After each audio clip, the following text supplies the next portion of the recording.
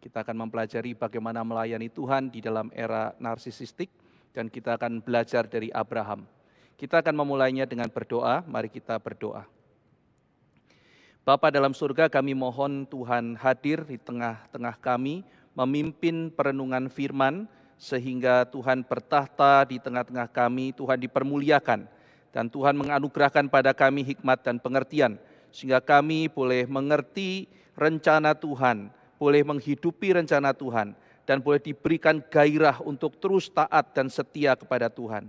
Terima kasih ya Tuhan, tuntun pertemuan pada hari ini, kiranya Tuhan bekerja di tengah-tengah kami. Dalam nama Tuhan Yesus Kristus kami berdoa. Amin. Bapak, Ibu, Saudara sekalian, kemarin kita sudah mempelajari mengenai zaman yang penuh dengan cinta diri atau disebut dengan zaman narsistik. Narsis adalah seorang tokoh di dalam mitologi Yunani, seorang yang digambarkan sangat mencintai dirinya. Dia dicintai oleh banyak makhluk, tetapi dia hanya jatuh cinta kepada bayang-bayang. Ketika dia sedang berlari-larian ke hutan, dia melihat ada sungai, lalu dia melihat ke sungai itu ada bayangan, yang adalah bayangan wajahnya sendiri. Kisah ini mau menceritakan mengenai seseorang yang demikian mencintai dirinya sendiri. Narsis akhirnya jatuh cinta pada bayangan itu, dan akhirnya dia mati karena dia terlalu mencintai bayangan itu, dia tidak makan, dia tidak minum, akhirnya dia mati. Saudara-saudara sekalian, kemarin saya menceritakan dua buku yang berjudul Confessions atau pengakuan-pengakuan. Yang pertama adalah pengakuan dari Agustinus, yang kedua adalah buku dari seorang bernama Rousseau. Saudara-saudara sekalian, meskipun judulnya sama, tetapi isinya sangat bertolak belakang. Agustinus menulis buku Confession untuk menyatakan bahwa dirinya itu demikian remeh, demikian membutuhkan belas kasihan Tuhan, demikian penuh dengan cacat celah dan dosa. Dan kalau dia boleh melayani Tuhan, itu semata-mata adalah karena topangan anugerah yang Tuhan berikan. Saudara-saudara sekalian, tetapi secara mengejutkan, buku yang ditulis oleh Rousseau itu adalah sebuah anomali bagi zamannya, di mana dia mengatakan dia menulis buku itu untuk dirinya sendiri, karena betapa kagumnya dia untuk melihat dirinya sendiri. Dan dia mengatakan begitu terpesona waktu dia membuat buku itu, dia tidak mengkutip siapapun, sesuatu yang dilakukan dengan hasil pikirannya sendiri, dan dia mengatakan akan sulit untuk dilampaui oleh siapapun. Nah, saudara-saudara sekalian, seorang bernama Robert Weber mengatakan bahwa di dalam dunia ibadah pun, sekarang manusia membawa narsisistik itu masuk ke dalam ibadah. Ibadah itu fokusnya bukan lagi Tuhan, tetapi ibadah itu fokusnya adalah ego manusia. Di mana ketika orang beribadah, pertanyaan yang pertama bukan apa yang Tuhan mau. Pertanyaan pertama bukan apa yang menyenangkan hati Tuhan. Tetapi dalam ibadah pertanyaan pertama adalah apa yang menyenangkan saya. Maka ibadah pun juga bersifat narsisistik. Saudara sekalian, seorang psikolog bernama Jean Twenge menulis banyak buku, salah satunya adalah Generation Me dan Narcissistic Epidemic. Dan dia mengatakan bahwa di zaman sekarang ini kebudayaan barat yang dia teliti selama 15 tahun kalau saya tidak salah sebelum dia mengeluarkan bukunya, maka psikolog ini mengatakan bahwa ada dua kata yang bisa menyimpulkan kira-kira dunia ego yang ada pada anak-anak muda sekarang. Dan kalimat yang pertama adalah kalimat believe in yourself. Bukan believe in God, bukan believe in your parents, bukan believe in your church, your pastor atau apa. Believe in yourself. Jadi akan ada banyak konflik dalam hidupmu, dan ketika ada begitu banyak pertentangan, siapa yang pertama kau cari, siapa yang kau dengar, bukan Alkitab, bukan Tuhan, bukan gereja, bukan hamba Tuhan, bukan orang tua, bukan orang-orang bijak. Believe in yourself. Believe in yourself. Dan yang kedua adalah you are special. Maka Twenge mengatakan dua kalimat ini, believe in yourself dan kalimat you are special, itu mendominasi pikiran orang dan tindakan orang yang berpusat kepada diri sendiri. Nah, saudara sekalian, maka ketika kita memikirkan apa yang harus kita lakukan di dalam kehidupan ini, kita teringat kisah Abraham yang ditulis di dalam kitab suci. Abraham hidup pasca banjir Nuh. Dia hidup pasca bencana. Dan bukankah kita hidup di tengah-tengah bencana? Saudara-saudara bisa menyebut apa saja, terorisme, saudara bisa menyebut perang, saudara bisa menyebut pandemi, apapun. Kita lewat bencana demi bencana, saudara-saudara. Dan kita sekarang juga menghadapi ada orang-orang yang demikian mencintai diri sendiri seperti Menara Babel. Saudara-saudara sekalian, Kejadian pasal 11 peristiwa Menara Babel adalah sebuah puncak. Itu adalah puncak dari Kejadian pasal 3, kejatuhan manusia. Di dalam Kejadian pasal yang ketiga dicatat bahwa manusia memakan buah pengetahuan baik dan jahat.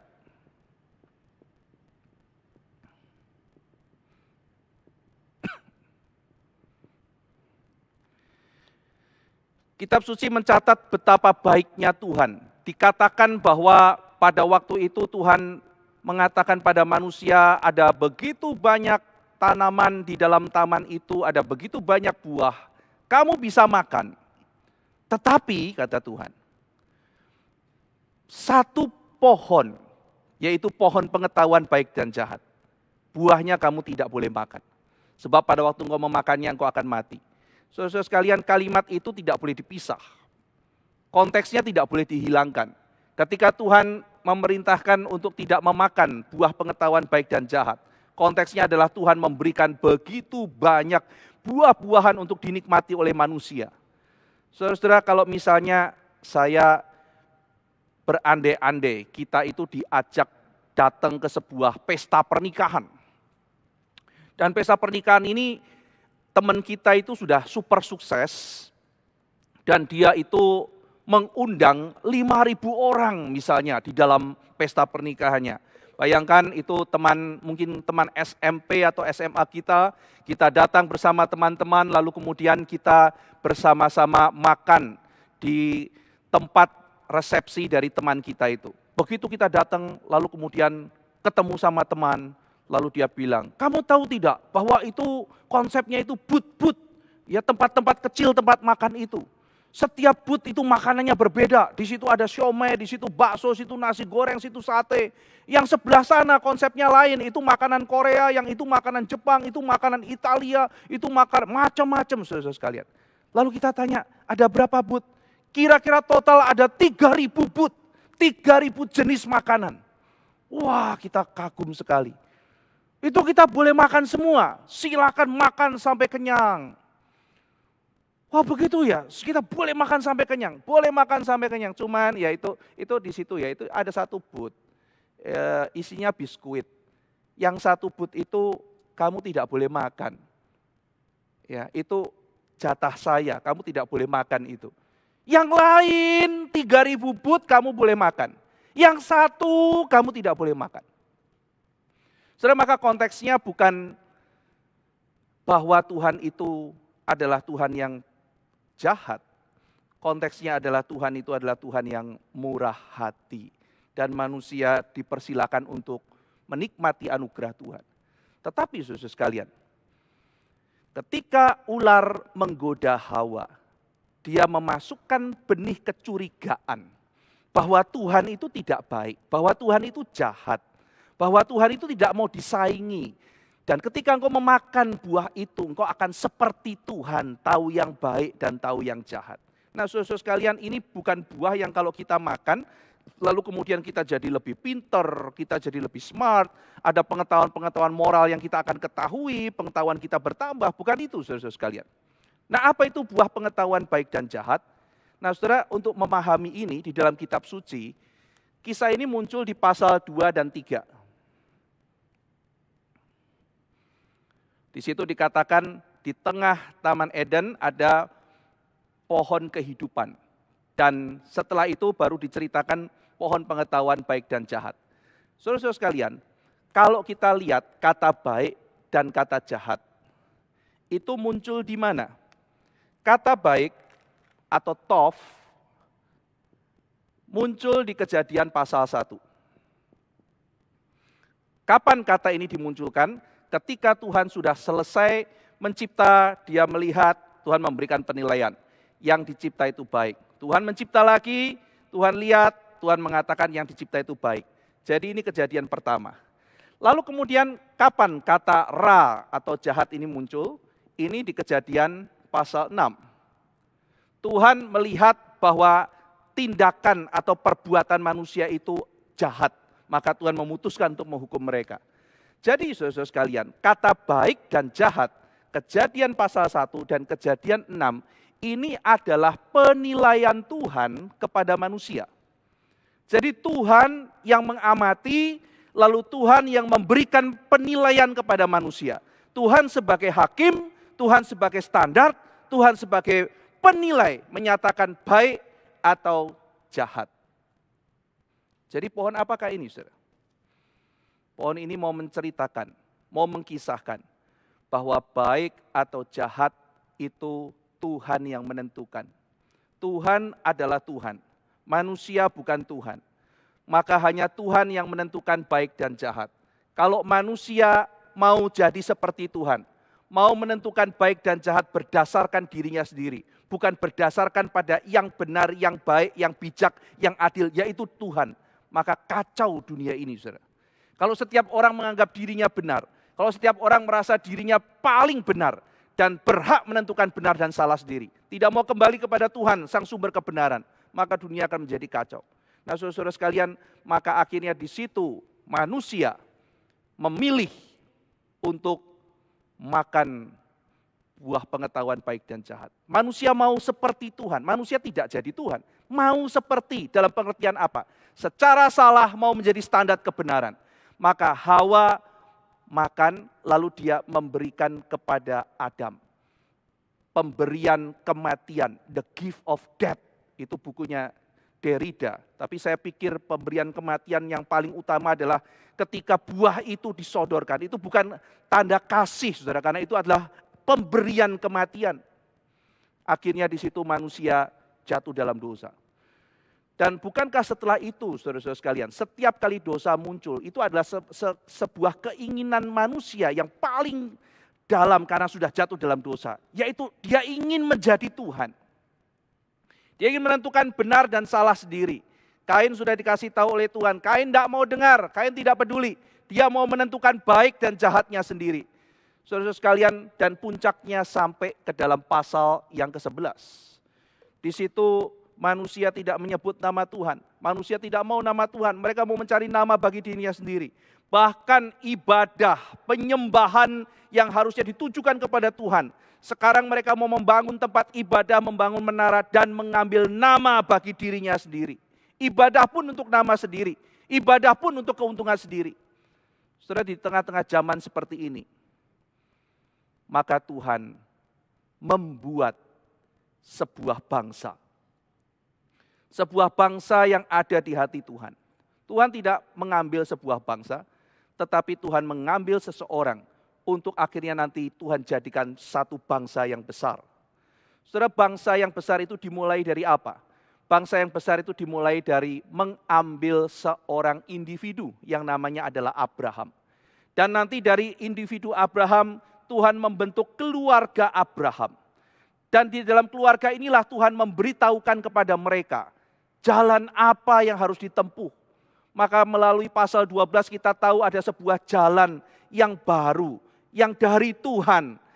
Jalan untuk manusia kembali berjumpa dengan Tuhan. Jalan yang bukan dibikin oleh manusia, tetapi jalan yang adalah anugerah dari Tuhan.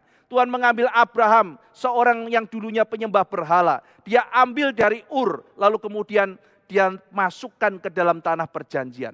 Dari satu pribadi menjadi satu keluarga, menjadi akhirnya nanti satu bangsa.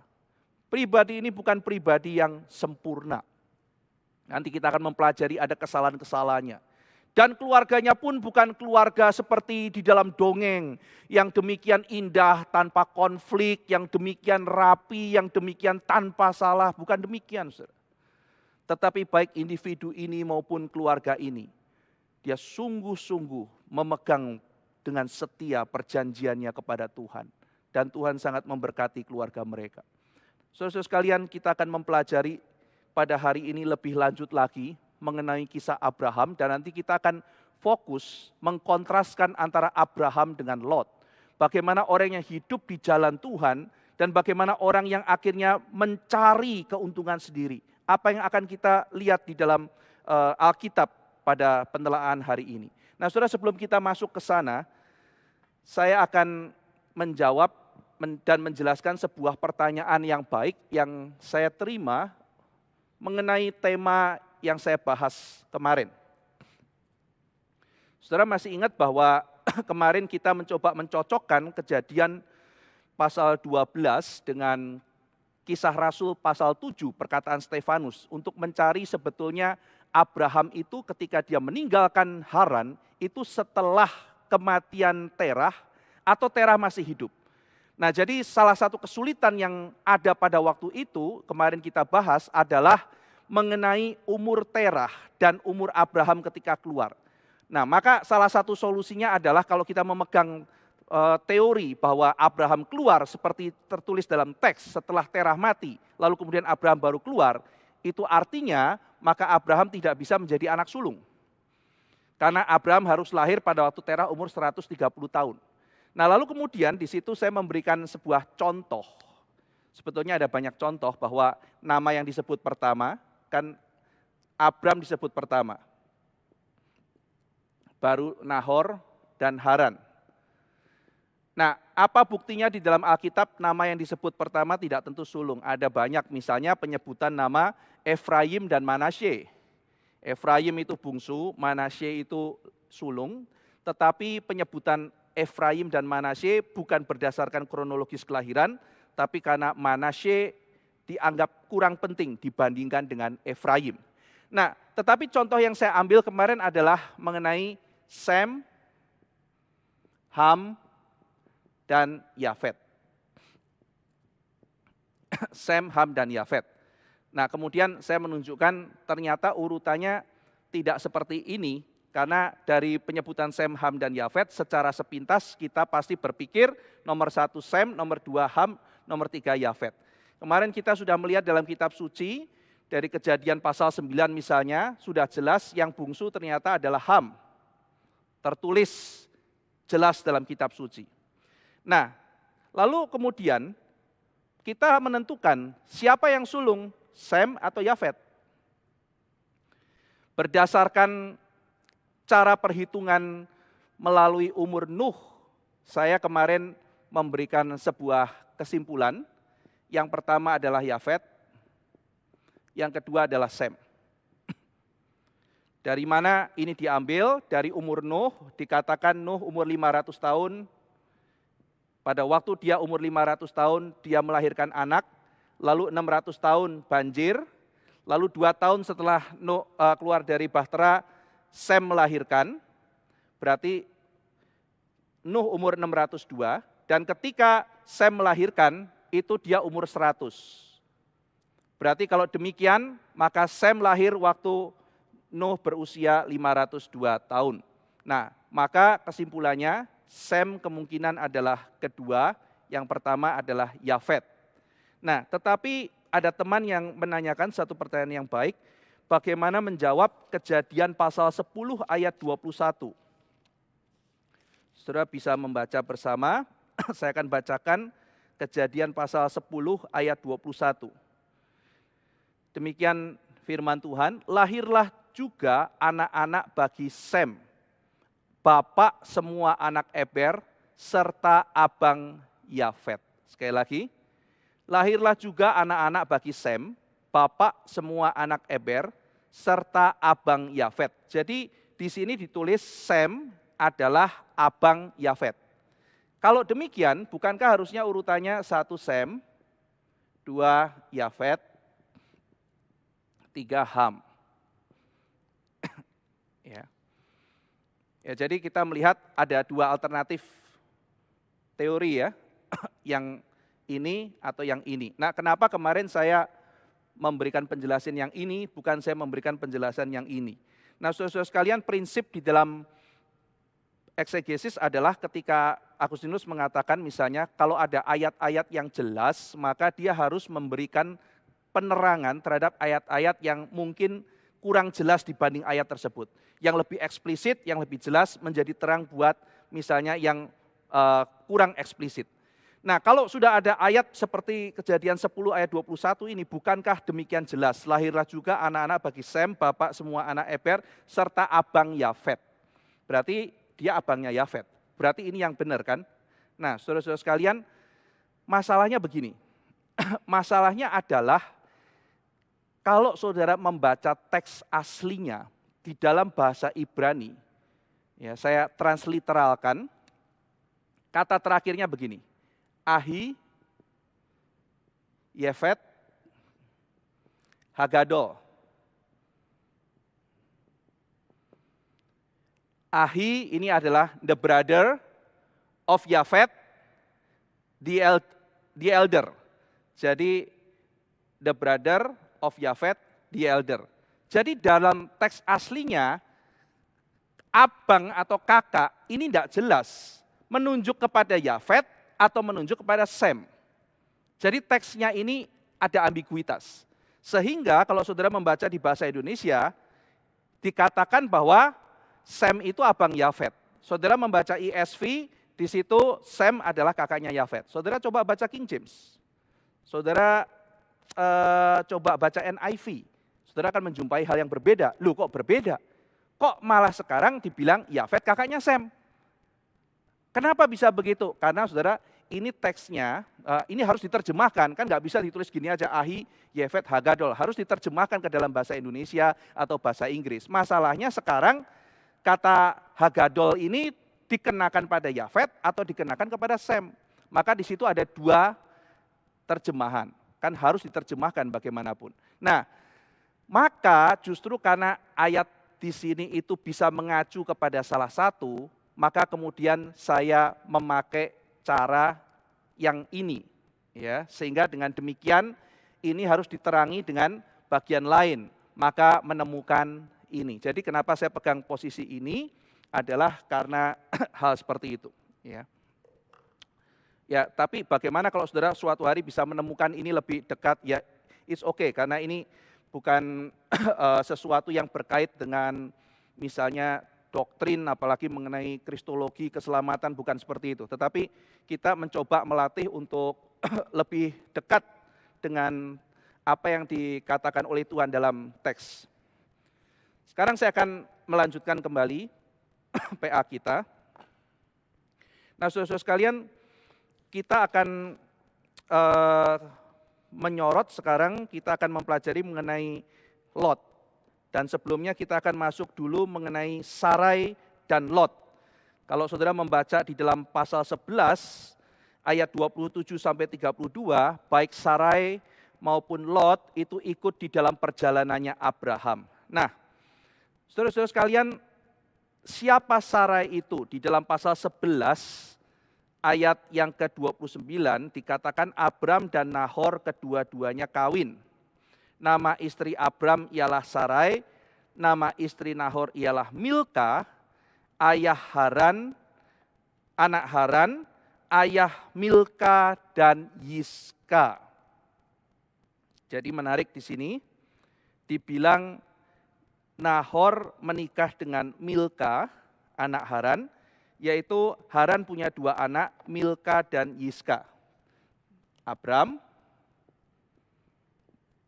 Nahor, Haran. Haran meninggal, tapi punya 3 anak. Lot, Milka, Yiska.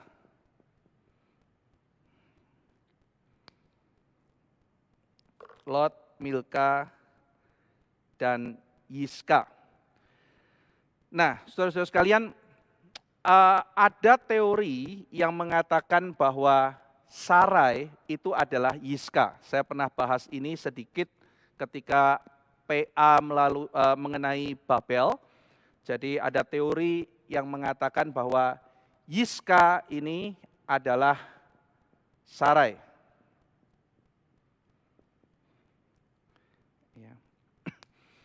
Nah, saudara, kalau nama Yiska ini nanti akhirnya jadi Jessica itu ya. Jessica itu dari Yiska. Maka kalau saya lihat itu ya, ada satu artis dulu dekat sama yang main Iron Man itu, nggak tahu sekarang ya. Namanya itu Sarah Jessica. Sarah Jessica. Nah, apakah dia ada pengaruh, ibunya itu ada pengaruh Yahudi? Ada kemungkinan karena dia memberi nama Sarah Jessica. Ini kalau bukan orang Yahudi atau mengerti pengajaran Yahudi, mungkin tidak tahu ya bahwa Sarah itu adalah Jessica gitu ya. Jadi Sarah Jessica. Nah, saudara, teori bahwa Yiska adalah Sarai itu diambil bukan dari Alkitab, tapi dari Talmud. Dari Talmud, saudara bisa cari Talmud Megillah 14a. Jadi dari Talmud Megillah 14a dikatakan bahwa Yiska itu adalah Sarai. Itu kalau misalnya diambil dari eksegesinya itu kan karena dari namanya ya. Jadi dari nama Yiska itu kalau di dalam bahasa Aramaik atau apa gitu ya, itu artinya adalah princess. Maka ini juga Sarah itu princess, maka sama gitu ya. Tetapi sebetulnya Yiska kalau dimasukkan ke Ibrani artinya bukan itu. Jadi kalau ditarik ke bahasa apa itu artinya adalah princess. Nah, lalu kemudian muncul teori dari Talmud Megillah 14a. Nah, kemudian seorang rabi di abad pertengahan yang sangat terkenal, Rashi panggilannya, nama lengkapnya Shlomo Yitzhaki, itu nanti banyak mengembangkan teori ini. Nah, waktu itu saya sedikit mengajarkan teori Rashi mengenai proto-Yidbum. Bahwa Abram menikahi Yiska, Nahor menikahi Milka ini untuk melanjutkan keturunan Haran gitu ya. Nah, saudara-saudara sekalian, tetapi ya ini teori ya, ini sebuah teori yang menyatakan bahwa Yiska adalah Sarai, sumbernya adalah Talmud Megillah 14a. Tetapi saudara-saudara sekalian, bahkan penafsir Jews yang kontemporer, misalnya saudara bisa buka bukunya Rabbi Umberto Cassuto. Cassuto menulis sebuah tafsiran kejadian yang terkenal gitu ya. Dia rabi dari Italia. Dia mengatakan bahwa tidak semua rabi juga memegang itu, tidak semua rabi memegang itu. Dan itu hanya sebagian rabi di dalam masa-masa tertentu memegang itu, tapi tidak semuanya memegang teori itu. Nah, lingkaran Kristen kebanyakan menolak, saudara. Jadi di dalam interpretasi Kristen kebanyakan menolak, apalagi ini kan spekulasi ya, sifatnya tidak ada dalam kitab suci. Dalam lingkaran Kristen kebanyakan menolak. Misalnya kalau saudara membaca Keil and Delitzsch. Ya, Keil and Delitzsch ini dua orang dari Jerman, seorang ahli perjanjian lama, dia menulis buku tafsiran mengenai perjanjian lama. Jadi Keil and Delitzsch itu mengatakan bahwa itu Yiska itu tidak mungkin Sarai. Kenapa? Karena dia mengutip Kejadian pasal 20 ayat 12. Di situ ketika Abraham ditanya sama Abimelek, ini katanya saudaramu, padahal istrimu. Abraham membela diri, benar kok. Lagi pula ia benar-benar saudaraku. Anak ayahku hanya bukan anak ibuku. Tetapi kemudian ia menjadi istriku. Perhatikan saudara. Berarti Abraham mengatakan Sarai itu anak ayahku, ya, anak ayahku, cuma beda ibu, ya. Nah, jadi dia adalah posisinya berarti di sini, ya kan, bukan di sini. Tapi bisa juga dijawab gitu ya. Ya zaman dulu kan yang namanya kakek itu kan bisa dianggap juga sebagai ayah dan sebagainya.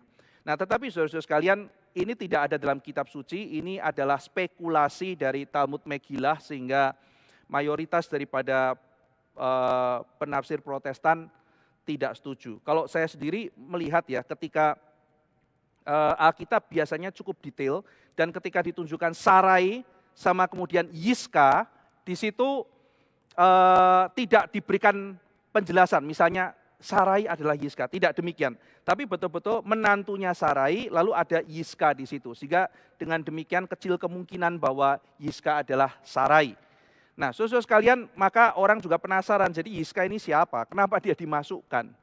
Kenapa nama Yiska ini muncul? Nah, maka ada banyak spekulasi yang lain, saudara. Misalnya spekulasi yang mengatakan bahwa sebetulnya Yiska itu adalah istri Lot. Nah, muncul teori itu. Ya, jadi teori bahwa Yiska itu adalah istri Lot. Nah, argumentasinya apa? Ya karena Yiska itu artinya adalah observant. Kalau di dalam Ibrani, observant, melihat, mengamati. Nah, kan waktu itu istri Lot itu kan lihat ke belakang. Nah, jadi Yiska.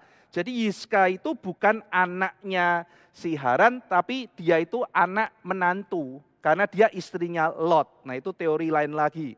Tetapi kembali saudara, itu adalah spekulasi-spekulasi yang tidak ada dasar Alkitabnya. Ya, jadi ini kita tidak bisa pegang, kita tidak bisa percayai. Saudara, kalau melihat kisah-kisah spekulasi di sini ya saudara, itu ada yang seperti ini yang kita bisa tinggalkan, ada yang cukup berbahaya. Ya, salah satu yang berbahaya justru adalah misalnya saudara, dalam ketika spekulasi ini adalah spekulasi bahwa Milka itu mandul. Jadi dikatakan Sarai itu mandul, tapi Milka juga mandul. Nah, dari mana penafsiran Milka mandul? Karena dalam Kejadian pasal 22 ayat 20 dikatakan bahwa Abraham senang karena Milka melahirkan anak-anak bagi Nahor. Berarti pada waktu di situ Abraham pada waktu tinggal bersama Nahor, Milka belum melahirkan. Lalu kemudian ternyata Milka melahirkan, dia senang. Nah, bahayanya apa saudara? Bahayanya adalah Rashi, kembali ya, Rashi ini, banyak hal yang bagus dari Rashi saudara, tetapi ngaconya itu kadang-kadang berbahaya. Rashi itu salah satu yang berbahaya di dalam penafsirannya ini adalah dia mengatakan bahwa Ishak itu menikahi Ribka waktu Ribka umur 3 tahun. Saya tidak tahu apakah saudara pernah dengar mengenai kontroversi ini ya. Jadi dibilang Ishak itu menikahi Ribka waktu Ribka usia 3 tahun. Argumentasinya dari ketika Kejadian 22 ayat 20, itu di situ dekat dengan meninggalnya istri dari Abraham yaitu Sarai. Nah, itu kira-kira umur 37 tahun si Ishak. Lalu kemudian Ishak menikah 40 tahun, berarti 3 tahun berikutnya. Dan dikatakan di situ pada Kejadian 22 ayat 20 dan seterusnya, di situ Ribka lahir. Berarti waktu itu menikah Ribka itu umur 3. Wah, saudara, itu sangat berbahaya sekali. Saudara.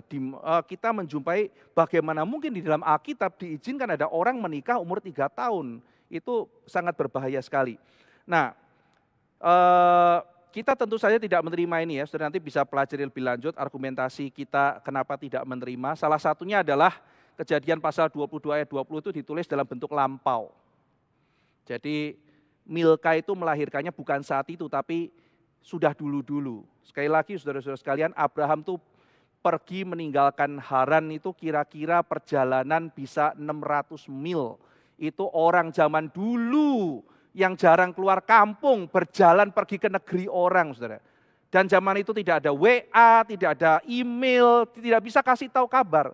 Jadi mungkin setelah sekian puluh tahun baru dapat kabar, oh ternyata anaknya sudah banyak. Jadi pada waktu dia dengar kabar, bukan saat atau tahun itu dia melahirkan, tapi tahun-tahun yang lalu. Sehingga ketika Ishak itu nantinya menikah dengan Ribka, Ribka adalah seorang gadis yang sudah cukup umur. Nah, dari mana juga kita kemudian menyimpulkan bahwa dia cukup umur? Karena Abraham pesan sama hambanya, yang dalam pasal 15 ditulis namanya Eliezer. Kalau kamu pergi ke sana, salah satu syarat adalah gadis itu harus mau diajak ke sini. Kalau tidak mau diajak ke sini, enggak usah. Saya tidak mau anak saya menikah lalu pergi ke negeri orang. Tidak. Tanah perjanjian di sini. Ya, Tuhan mau di sini. Jadi kalau menikah, dia yang ke sini, bukan saya yang ke sana. Lalu saudara-saudara sekalian, di situ Eliezer pergi, lalu kemudian setelah itu Ribka ternyata memberi minum unta-unta yang jumlahnya 10 dari rombongan Eliezer. Saudara, ada seorang yang ahli culture sama arkeologi menulis, kira-kira satu unta itu butuh 10 galon. Jadi kalau 10 unta 100 galon. Kalau anak kecil umur 3 tahun bawa 100 galon, saudara, itu mana bisa. Itu butuh seorang perempuan dengan kekuatan yang sudah terlatih fitness, saudara. Kuat itu untuk bawa 100 galon kasih minum unta. Jadi itu wanita dewasa. Yang kedua adalah ketika dibawa pergi ke Betuel lalu kemudian dilamar dan sebagainya. Dan Eliezer bilang, bagaimana ini Ribka, bagaimana kalau saya bawa menikah dengan Ishak? Pergi tinggalkan kalian, pulang ke tanah perjanjian. Apa yang dijawab oleh Laban dan ayahnya? Tanya sama Ribka.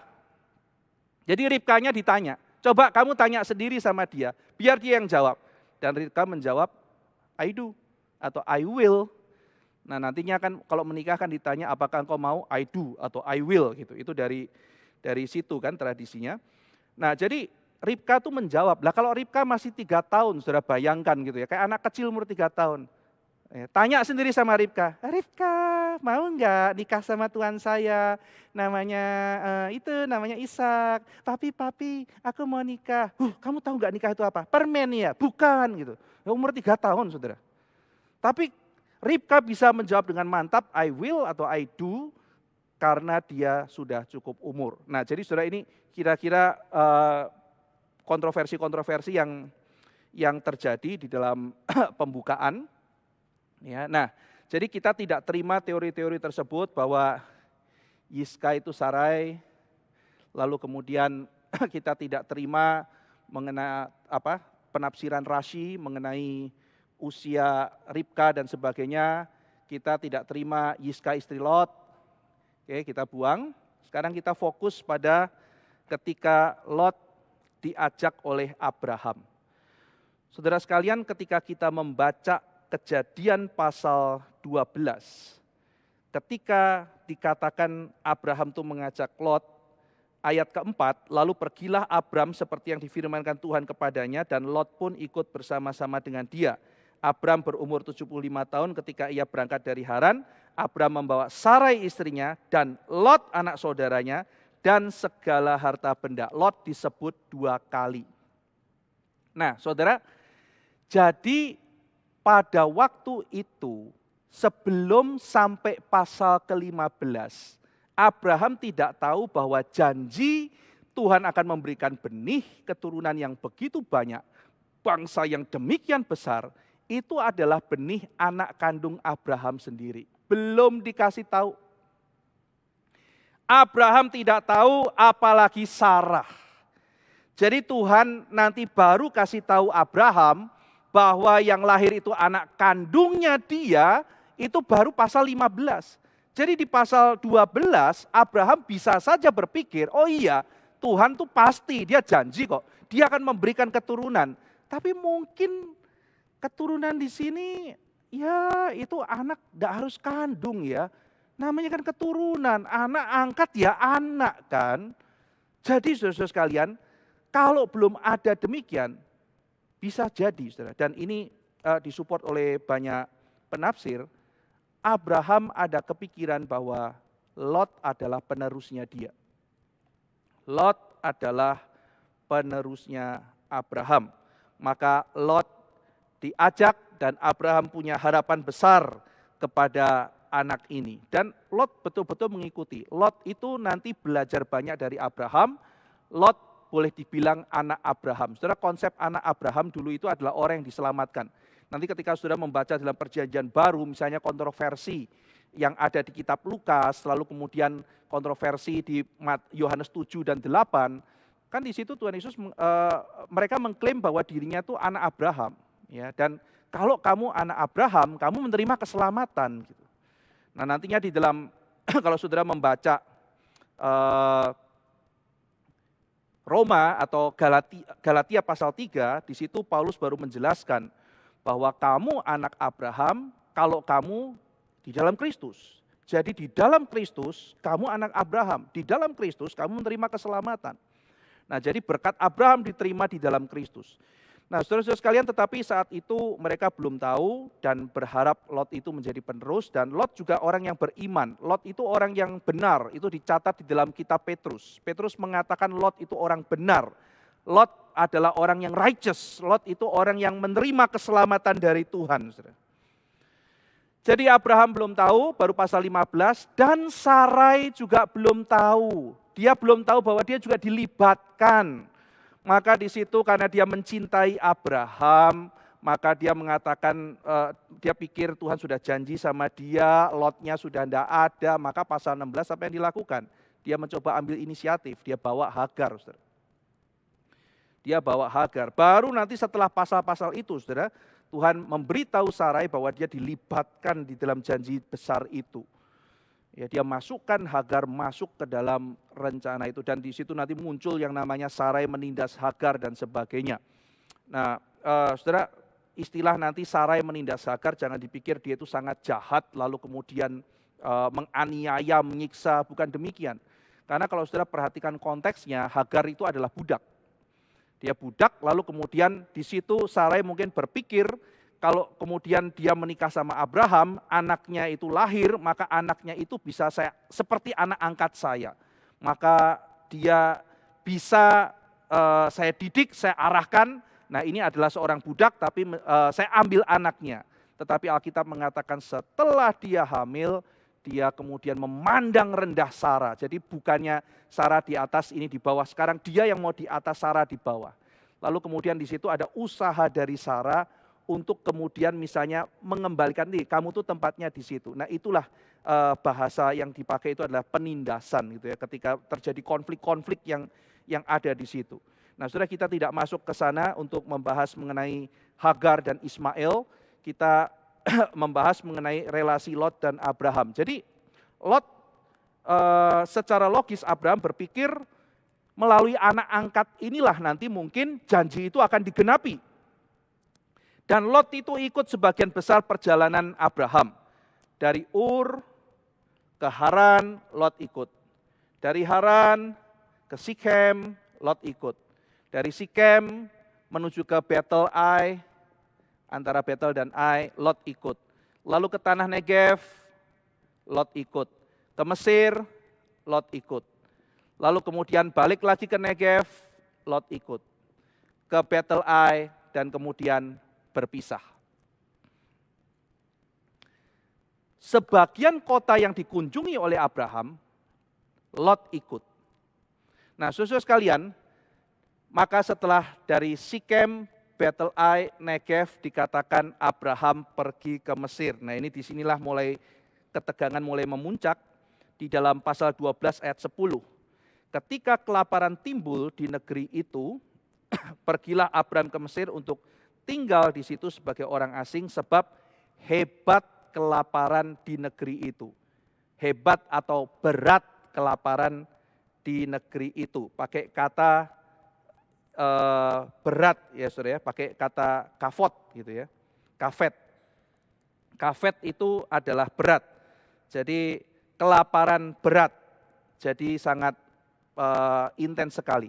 Nah, kalau di dalam daerah Kanaan itu kan mereka mendapatkan makanan berdasarkan curah hujan. Maka Abraham ke Mesir karena mungkin logisnya Mesir itu selain hujan masih ada sungai Nil. Maka di situ masih ada makanan, maka dia pergi ke sana. Saudara sekalian, bagian ini masuk ke dalam wife sister narratives.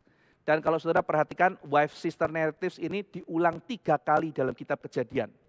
Yang pertama adalah Abram di Mesir, kasus dengan Fir'aun.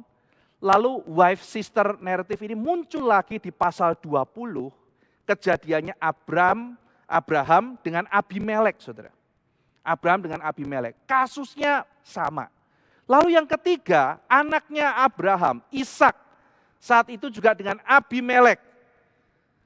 Kemungkinan bukan orang yang sama, kemungkinan istilah Abimelek ya, itu adalah seperti gelar Fir'aun. Kalau Fir'aun itu adalah pimpinan dari Mesir, Abimelek itu adalah pimpinan dari orang Filistin. Nah, saudara sekalian, ini ada pengulangan sampai 3 kali. Ini kenapa kok sampai diulang 3 kali? Ada beberapa pengulangan juga, misalnya narasi sumur itu juga diulang 3 kali. 3 orang ketemu pasangannya di sumur. Eliezer menjumpai Ribka di pinggir sumur. Lalu kemudian Yakub ketemu Rahel di pinggir sumur. Musa ketemu dengan Zipora di pinggir sumur. Jadi kalau saudara mau ketemu pasangan, saudara harus ke sumur.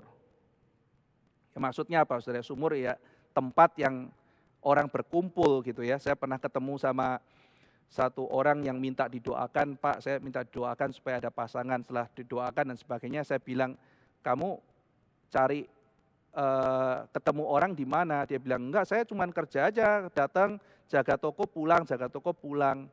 Atau saya cerita gitu ya, ya Ribka dijumpai di sumur, Yakub ketemu pasangan di sumur, Musa ketemu di sumur. Jadi kalau gitu kesimpulannya apa? Dia bilang, jadi saya harus ke sumur dong Pak. Ya bukan begitu, carilah tempat di mana orang itu berkumpul.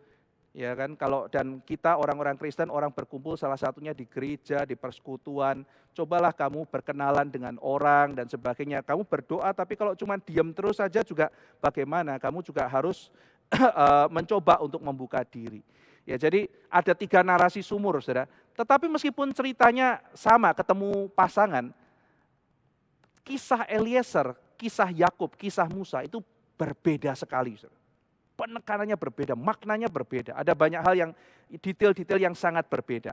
Nah demikian juga dengan wife sister narratives ini. Meskipun kelihatannya ceritanya sama, saudara kalau memperhatikan itu bedanya banyak. Misalnya saudara dalam karyanya Ligon Duncan, yang Bapak Ligon Duncan ini kan juga menjadi pembicara di Revo 500 beberapa tahun yang lalu ya, yang ada di Kemayoran. Pak Ligon Duncan itu mendaftarkan saudara 10 perbedaan antara pasal 12 dan 20. Jadi ada 10 perbedaan. Ceritanya sama kelihatannya, tetapi ada 10 perbedaan sehingga ada hal tertentu yang kita bisa pelajari di pasal 12 dan apa yang dipelajari di pasal 20. Saudara, apakah Abraham berdosa? Sampai 2 kali dia ulangi. Apakah Abraham berdosa? Nah, maka banyak orang yang mencoba untuk menghaluskan Abraham, membuat teori-teori sehingga seolah-olah Abraham tidak berbohong, macam-macam saudara. Ada teori mengatakan ada tradisi mengangkat istri sebagai sister gitu ya, ada teori seperti itu. Jadi melalui itu mendongkrak kredibilitas. Jadi Sarah itu adalah sister yang diangkat, istri yang diangkat sebagai sister. Tapi teori ini lemah. Teori ini sangat lemah sekali. Jadi dia mengatakan Abraham tidak berbohong karena memang wife itu ya sister. Teori ini lemah karena teks yang kita baca langsung mengatakan Abraham itu ketakutan. Dan Abraham minta sama pasangannya, dia minta tolong sama Sarai, tolong ya, tolong. Kalau nanti ketemu orang ngaku saudaraku. Jadi jelas dia karena dia takut dan dia mengaku bahwa dia itu karena dia takut dibunuh. Lalu sama Abimelekh dia curhat gitu ya, karena aku kan disuruh sama Tuhan keluar, banyak negeri yang tidak takut Tuhan, maka saya terpaksa bohong begini gitu ya. Jadi jelas Abraham bersiasat supaya tidak dibunuh. Maka Yohanes Calvin simple saja mengatakan bahwa di bagian ini Abraham tidak bergantung pada anugerah Tuhan, demikian kata Calvin. Abraham tidak bergantung pada anugerah Tuhan, sebagaimana ia seharusnya bergantung. Jadi Abraham itu adalah bapak iman, tetapi ketika digambarkan Abraham juga tidak sepenuhnya adalah orang yang sempurna. Ada dosa-dosa yang kita lihat yang Tuhan tampakkan. Jadi nanti ketika saudara membaca misalnya di dalam pasal 22, menarik, Tuhan mengatakan karena engkau taat, karena engkau tidak menyayangkan anakmu, maka janjiku itu akan kuberikan kepadamu. Jadi karena Abraham taat, menerima janji. Lalu kemudian, saya kalau nggak salah pasal 25, pasal 26 ya, antara dua itu, Tuhan berkata sama Ishak, karena ketaatan ayahmu, karena Abraham taat, maka engkau mewarisi janji itu. Ishak menerima janji. Karena ketaatan seseorang, seseorang itu menerima janji. Kita setia kepada covenant, maka kita menerima janji itu. Tetapi Tuhan juga mengatakan, karena kamu setia, orang lain diberkati. Karena bapaknya setia, anaknya diberkati oleh Tuhan. Nanti ketika misalnya seorang yang mendapat covenant dari Tuhan, Daud, maka Salomo dikatakan dia karena Tuhan melihat Daud, maka kerajaan itu tidak dipecah di zaman Salomo karena melihat Daud. Jadi karena ketaatan seseorang, yang lain itu mendapatkan berkat. Ini sebetulnya mau bicara apa, saudara? Bagaimana mungkin saya taat lalu orang lain diberkati, padahal saya juga tidak sempurna, ketaatan saya tidak sempurna. Ketaatan Abraham penuh dengan cacat, ketaatan Ishak juga penuh cacat. Nanti bicara mengenai finalitasnya adalah karena ketaatan Kristus, maka kita semua menerima janji Tuhan. Di dalam Kristus, karena ketaatan Kristus, kita nanti menerima janji itu. Jadi saudara-saudara sekalian, Abraham itu foreshadowing mengenai ketaatan sempurna dari Kristus, yang melalui ketaatan itu kita semua menerima janji. Nah, namun ketika kita melihat Abraham, saudara, kita tidak perlu membela-bela Abraham, karena inilah yang ditampilkan oleh Alkitab. Tuhan mengasihi pribadi ini, bahkan nanti Tuhan mengasihi keluarga Yakub, keluarga yang penuh dengan kesulitan, konflik dan sebagainya. Tetapi kita melihat Yakub demikian setia. Daud begitu menghasrati Tuhan, menghasrati berkat Tuhan. Berbeda dengan Esau yang menghasrati berkat-berkat duniawi. Meskipun penuh dengan kelemahan, penuh kecacat, seperti gambaran kita, seperti gambaran Israel. Tetapi Tuhan menunjukkan kasih setianya kepada Yakub. Nah, saudara-saudara sekalian, Abraham mengulang nantinya kesalahan ini. Nah, kenapa saudara? Nanti kalau saudara membaca di dalam pasal 20, di situ Abraham mengatakan bahwa puluhan tahun yang lalu ketika kita mau meninggalkan Haran, dia bilang, saya tahu ada banyak daerah yang tidak takut Tuhan. Maka saya sudah minta sama istri saya, setiap kita masuk daerah yang gak takut Tuhan, kamu harus bilang bahwa kamu itu adalah saudari saya, sehingga saya tidak dibunuh. Nah saudara, ternyata kenapa Abraham mengulang pola itu, karena itu menjadi strategi yang sudah dirancang oleh dia puluhan tahun yang lalu, sudah mendarah daging. Jadi defaultnya adalah kalau kita masuk satu tempat bahaya, kita ulang ini. Ini strategi kita. Dan tampaknya Abraham tidak bertobat pada waktu pasal 20, tidak ada pengakuan dosa, tidak ada pernyataan bahwa dia bersalah, dan dia juga dicatat di situ membela dirinya di hadapan Abimelekh. Dan nanti dialog ditutup dengan, ya sudahlah, doakan saya karena Tuhan sudah bilang kamu harus bersyafaat bagi saya, maka kecelakaan itu akan lewat. Baru setelah itu percakapan selesai. Ya mungkin karena Abraham tidak merasa bersalah, saudara. Mungkin ya. Mungkin karena dia tidak merasa bersalah, dia ajarkan teknik itu atau dicontohlah teknik itu oleh Ishak. Dan Ishak melakukan hal yang sama. Ya. Mungkin dia bilang, Pak ini gimana ya? Oh Ishak nih saya ajarin ya, nanti kalau ada lewat daerah yang tidak takut Tuhan, Papa sama Mama strateginya begitu. Mungkin itu sebabnya Ishak lalu kemudian jatuh di dalam kesalahan yang sama dengan ayahnya. Sehingga terjadi 3 cerita wife sister ini. Nah saudara sekalian, singkat cerita melalui kesalahan itu, Abram hampir saja merusak rencana Tuhan. Bahwa melalui Sarai nanti Tuhan akan memberikan keturunan.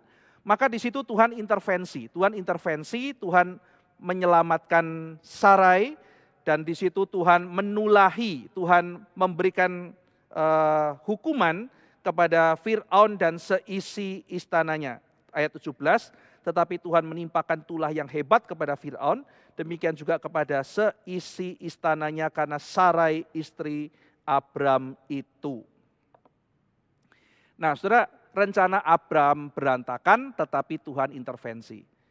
Sebetulnya rencana Abram itu seperti apa? Ada seorang penafsir yang bilang begini, pada waktu itu kalau orang mau melamar itu prosedurnya itu panjang. Dari dia harus kasih berbagai macam harta, ternak dan sebagainya, lalu ada proses yang panjang, lalu setelah itu baru terjadi pernikahan. Nah mungkin Abram pikir begini, kalau ada orang yang naksir kamu, kalau bilang saya ini adalah suamimu karena kamu terlalu cantik, kata Abram begitu, nanti saya dibunuh. Nah tapi kalau bilang sister, wah justru tidak boleh dibunuh, harus dibaik-baiki supaya sisternya dikasih. Nah jadi kalau ada orang yang naksir, dia kasih harta, lalu kemudian prosesnya panjang, hartanya sudah di tangan, Abram bisa kabur. Jadi ada kemungkinan, ada rencana begitu. Kalau ada bahaya masih bisa kabur. Kenapa? Karena udah nggak takut kelaparan lagi, kan dia sudah mendapatkan banyak sekali bahan makanan misalnya. Tetapi rencananya gagal total karena yang naksir bukan orang biasa, bukan pejabat biasa, tapi yang naksir adalah Fir'aun sendiri. Menarik sekali saudara, dari seorang yang mempelajari arkeologi mengatakan demikian, bahwa Abraham bukan orang Beduin biasa, tetapi dia adalah orang yang termasuk kelas tinggi. Sehingga ketika dia datang bersama dengan rombongannya itu menarik perhatian, ini orang yang berkelas. Sehingga yang lihat dia bukan cuma pegawai istana biasa, yang lihat dia langsung adalah Fir'aun. Nah saudara sekalian, dan ketika Fir'aun naksir, tidak pakai acara-acara adat, langsung diambil masukkan ke dalam harem. Langsung begitu, tetapi Tuhan intervensi, Tuhan menjaga sehingga Sarai tetap kudus, tidak dicemari dengan cara memberikan tulah. Nah saudara, coba kita melihat ya, kisah di Mesir ini dengan apa yang dialami oleh orang Israel. Karena kelaparan, Abram pergi ke Mesir. Nanti karena kelaparan, Yakub dan anak-anaknya mengungsi ke Mesir. Lalu di sana mereka diambil, dan di situ Abram takut kalau yang laki-laki dibunuh, yang perempuan dibiarkan hidup. Bukankah itu kalimat Fir'aun pada zaman di mana Musa mau lahir? Itu bayi-bayi ambil lalu kemudian lempar ke Sungai Nil, bunuh dia. Yang laki-laki dibunuh, yang perempuan biarkan hidup. Lalu kemudian di situ mereka tidak mempunyai kekuatan apa-apa. Siapa yang membela mereka? Tuhan. Tuhan melepaskan mereka bagaimana? Tuhan memberikan tulah. Maka demikian juga Abraham ditolong karena ada tulah. Saudara sekalian, dan kemudian di situ orang-orang Abraham keluar dengan harta yang banyak. Dan dicatat orang-orang Israel juga keluar dengan harta yang banyak. Jadi ketika original reader, yaitu para pembaca pertama, di padang gurun membaca ini, ternyata apa yang kita alami ini sudah terjadi dulu. Apa yang Abraham alami itu adalah sebuah prototipe apa yang akan kita alami sekarang. Iya ya, persis ya. Apa yang terjadi pada Abraham persis seperti yang terjadi pada kita. Nenek moyang kita sudah mengalaminya, Tuhan membela dia. Dan Tuhan campur tangan juga dalam kehidupan kita. Jadi nanti dalam pasal 13, saudara-saudara, dikatakan Abraham sangat kaya, 13 ayat 2. Di situ pakai kata kafet lagi.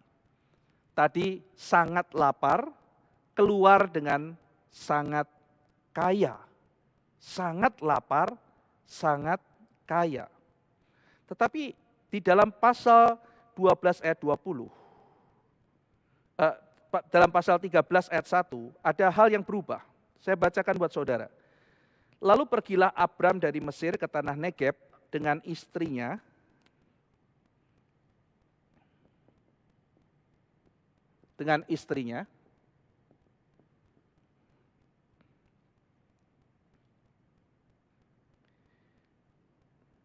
dan segala kepunyaannya,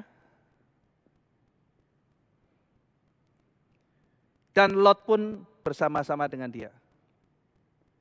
Saudara perhatikan, di dalam pasal 13, Abram, istri, harta, Lot.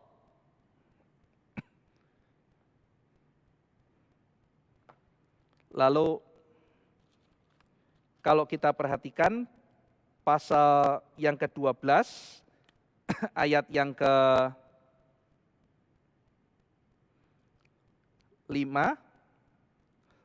ya, pasal 12 ya. Abram membawa Sarai, Lot dan harta. Antara Abram dan istri dengan Lot dipisah harta. Di sini satu. Dua kemungkinan. Yang pertama adalah saat keluar dari Mesir, Lot sudah makin dewasa atau Lot sudah menikah atau apa, sekarang tinggal di luarnya. Sehingga dengan demikian seperti ini Lot sudah diberikan harta sendiri karena memang seperti itu penafsiran pertama. Tapi yang kedua, saudara, bisa jadi ini benar bahwa semenjak ada harta, relasi mereka berubah. Kedekatan mereka berubah. Ya, karena ada perbedaan penulisan di sini. Nah, saudara-saudara sekalian, jadi sekarang dikatakan Abram dan Lot itu sama-sama kaya. Ya, dan nanti akan ada muncul masalah di sini. Jadi Alkitab memberitahu kita bahwa kelaparan yang berat itu bisa jadi masalah. Tapi jangan lupa, harta yang banyak itu juga menimbulkan konflik. Kita harus berbijaksana di dalam menggunakan harta. Nanti saudara bisa melihat bagaimana Ishak itu mendapatkan iri hati ketika Tuhan memberikan dia triple blessing. Ya, dia menjadi kaya, sangat kaya dan amat kaya, triple blessing. Dan ketika di situ begitu banyak hartanya, apa yang terjadi? Dia diusir, dia dimusuhi, dia disu di pengadilan, kata sitnah itu ya. Lalu kemudian diperlakukan dengan tidak baik. Tuhan mau mengajarkan bahwa bagaimana engkau menggunakan kekayaan. Ya. Lalu di situ Ishak nanti belajar bagaimana dia menggunakan harta dari Tuhan, itu dipakai untuk apa dan sebagainya. Jadi harta bisa menimbulkan konflik. Konflik itu terjadi karena tanah tidak cukup menampung harta mereka dikatakan.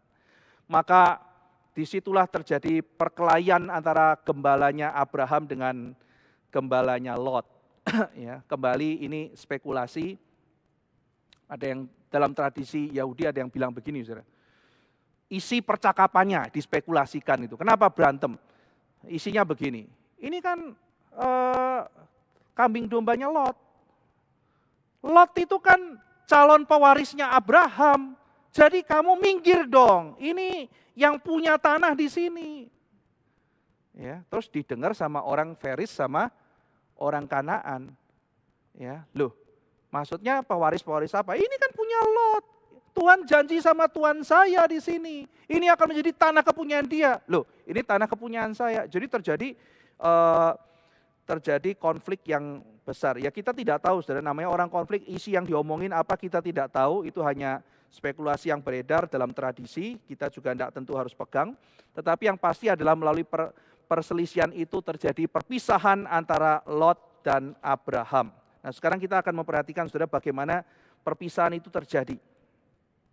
Saya akan membacakan pasal 13 ayat 8. Berkatalah Abram kepada Lot, janganlah kiranya ada perkelahian antara aku dan engkau, antara gembalaku dan gembalamu, sebab kita ini kerabat. Jadi Abraham itu mempunyai niat baik, dia merangkul, dia sebagai orang yang lebih tua, bijaksana, dia mengajak kita jangan berkelahi. Nah ini negeri ini kan terbuka untuk engkau dan aku, yuk pisahkan dirimu daripadaku, jika engkau ke kiri, aku ke kanan, jika engkau ke kanan, aku ke kiri. Nah jadi saudara, ini sebetulnya cuman, ya tempatnya ini kan luas, kamu ke kiri, ke kanan. Tetapi yang proposal yang Abraham berikan itu bukan pisah putus, saudara. Tetapi ini kan masih di dalam tanah perjanjian gitu ya, kita masih bisa ketemu, kamu ke sana, aku ke sini, kamu ke sini, aku ke sana. Di luar dugaan, saudara. Lot itu tidak lihat ke kiri ke kanan, dia lihat jauh ke depan. Saudara. Dikatakan di situ ayat 10, lalu Lot melayangkan pandangnya dan dilihatnya bahwa seluruh lembah Yordan, bahwa airnya seperti taman Tuhan, seperti tanah Mesir sampai ke Zoar. Jadi bukan ke kanan atau ke kiri atau ke kanan gitu ya. Ya Lot, kamu di sana, aku di sini, gak usah rebutan. Ya nanti kita ketemu, masih bisa ketemu. Lot lihat ke depan, saudara. Dan dia melihat lembah Yordan. Yang dikatakan di situ, saudara sekalian, dia dikatakan di situ itu adalah tempat yang sangat indah. Ya. Di situ indahnya seperti taman Tuhan, seperti tanah Mesir. Dikatakan di situ ya, saudara ya. Nah, Alkitab memberikan sebuah redaksi ayat 13, adapun orang Sodom sangat jahat dan berdosa terhadap Tuhan. Jadi keputusan Lot ini adalah keputusan yang salah, saudara. Karena dia memilih sesuatu tempat di luar tanah perjanjian. Jadi Tuhan memberikan tanah perjanjian, tetapi sekarang Lot disuruh kanan, kiri, kanan, kamu pilih deh, kamu yang pilih. Abraham memberi kesempatan anak muda untuk milih, tapi dia langsung lihat yang jauh. Dan ternyata kesempatan berdagang, kesempatan untuk sukses, tetapi mengabaikan misi dan panggilan Tuhan. Saudara teringat siapa? Esau. Esau, saudara. Dia tinggal bersama dengan Ishak, tetapi dia tidak mempelajari apa yang Tuhan berikan kepada papanya. Lot tinggal bersama dengan Abraham. Lot diselamatkan, saudara. Tapi dia tidak mau menerima misi dan visi dari Tuhan yang diberikan kepada Abraham. Ishak mungkin tidak sebesar Abraham. Ishak tidak sebesar anaknya Yakub. Ishak kisahnya sedikit sekali. Tetapi saudara kalau membaca kisah Ishak, saudara masih melihat ini orang yang memegang teguh, belajar mengenai bagaimana melayani Tuhan dari Abraham. Sehingga menjadi ciri-ciri dari Abraham masih dilakukan oleh Ishak. Sehingga kita bisa mengatakan memang dia adalah seorang penerus dari Abraham. Karena dia melakukan apa yang menjadi kehendak Tuhan. Tetapi Lot tidak, saudara. Saya mau lembah Yordan, subur. Loh itu di luar tanah. Di luar tanah perjanjian, saudara bisa bayangkan perasaannya Abraham ketika Lot pilih itu. Waduh, kok pilih ke sana? Loh Tuhan tuh suruh kita loh. Tuhan memberikan misi kepada kita. Ini tanah perjanjian. Kita juga punya tanggung jawab memelihara covenant. Kita mesti pikirkan bagaimana tanah ini kita persembahkan kepada Tuhan. Loh kok kamu pergi ke sana? Lalu misinya ini bagaimana? Rencana Tuhan bagaimana? Tidak peduli. Yang penting kesempatan, sukses. Yang penting saya dapat dulu. Nanti pekerjaan Tuhan belakangan. Saudara sekalian, di situ dikatakan indahnya seperti taman Tuhan, Gan Yahweh, dan seperti tanah Mesir. Saudara ketika membaca teks ini, saudara diajak balik ke Taman Eden, seperti taman Tuhan, Gan Yahweh. Dan ada kemiripan-kemiripan kata yang dipakai di situ, antara Lot dan peristiwa di Taman Eden, yaitu ketika Hawa melihat buah pengetahuan baik dan jahat. Lot melihat wayar, lembah Yordan yang indah dan menarik. Hawa melihat watera, buah yang indah dan menarik. Keduanya melihat hal yang indah, keduanya melihat hal yang menarik, keduanya melihat hal yang estetis. Saudara, banyak dalam dunia ini hal yang bagus, yang estetis, banyak yang indah. Ada pikiran-pikiran yang demikian indah. Ada pribadi-pribadi yang demikian indah. Ada benda-benda yang indah. Ada gaya hidup yang indah. Tapi tidak semua yang indah adalah kehendak Tuhan. Yang celaka adalah yang indah tetapi melawan kehendak Tuhan. Dan karena kita terpikat oleh keindahan itu, kita meninggalkan Tuhan. Kita meninggalkan visi. Seperti siapa, saudara? Apa yang dilakukan Lot ini seperti siapa? Esau. Kacang merah. Dan bukankah sekarang di zaman ini iblis juga bekerja dengan cara yang seperti itu? Kacang merah, nafsu duniawi. Mengejar segala kesuksesan duniawi. Diri dicari. Dan kehendak Tuhan dikesampingkan, saudara. Yakub berbeda dengan Esau. Kita bisa melihat dan mengatakan, Yakub salah. Yakub demikian bernafsu. Sampai akhirnya dia terjebak di dalam hal yang licik. Tetapi saudara sekalian, Yakub di belakang semua kesalahannya, dia mengejar bukan berkat dari dunia. Dia mengejar wajah Tuhan. Dia mencari berkat Tuhan. Dia tangkap malaikat yang bergumul dan mengatakan, aku tidak akan lepaskan kamu sebelum kau memberkati aku. Itu yang Yakub mau, saudara. Berkat bukan dari dunia, berkat Tuhan. Diperkenan Tuhan, dipakai Tuhan, boleh menyenangkan Tuhan. Itu yang dia cari, saudara. Bukan berkat-berkat materi dari duniawi. Melihat sama-sama indah, Hawa jatuh. Dan melalui teks ini diingatkan kembali. Seperti pada waktu melihat lalu jatuh. Demikian juga nantinya Lot itu jatuh.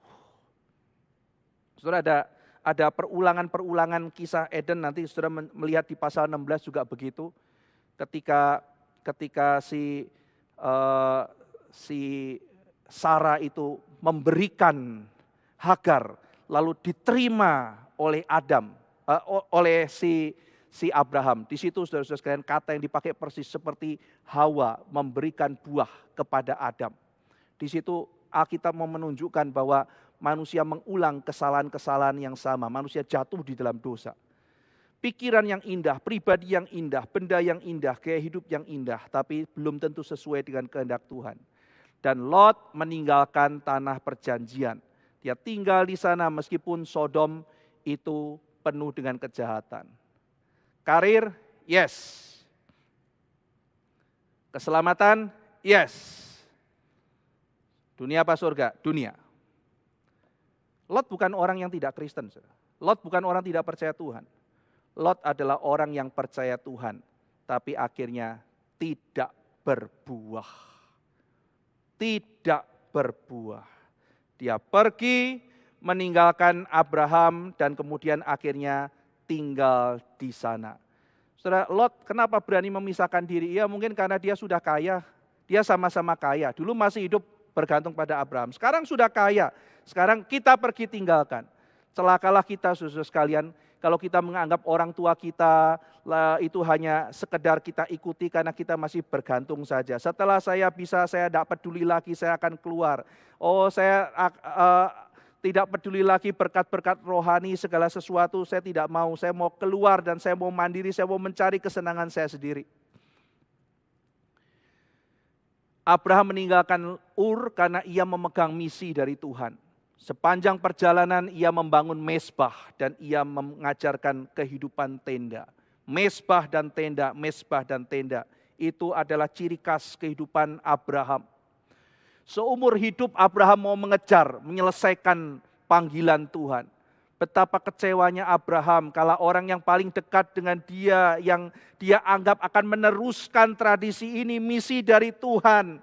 Kamu harus menjalankan Injil ini. Pak Paulus mengatakan di dalam kitab Galatia, ketika Injil itu diberitakan, apa itu Injil yang diberitakan? Ketika Injil diberitakan pada Abraham bahwa engkau akan menjadi berkat bagi segala bangsa, itu berita Injil. Demikian kata Paulus. Ketika Injil dipercayakan kepada Abraham, Abraham pergi meskipun minoritas, dia membangun mezbah, dia memberitakan Injil, dia ingin berdampak, tapi Lot pergi. Penerus seperti apa orang kayak begini?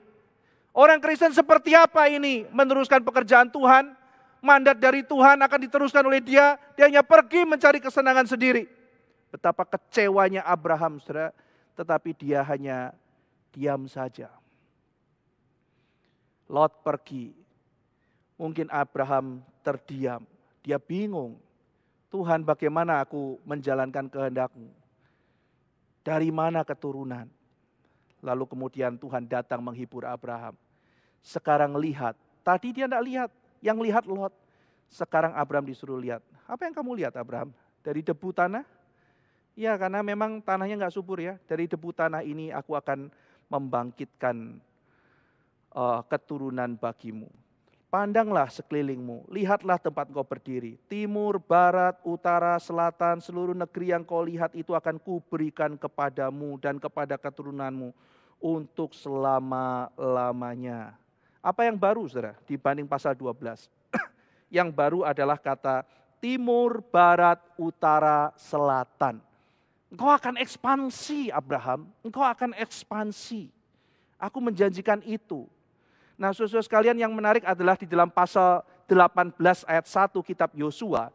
Setelah Yosua masuk ke dalam tanah perjanjian, di situ dikatakan ia berhasil menaklukkan tanah atau Erets. Dia menaklukkan Erets. Kata yang dipakai itu seperti perintah Tuhan, taklukkanlah bumi. Jadi Yosua ketika masuk, kata yang dipakai adalah dalam pasal 18 ayat 1, dia menaklukkan Erets.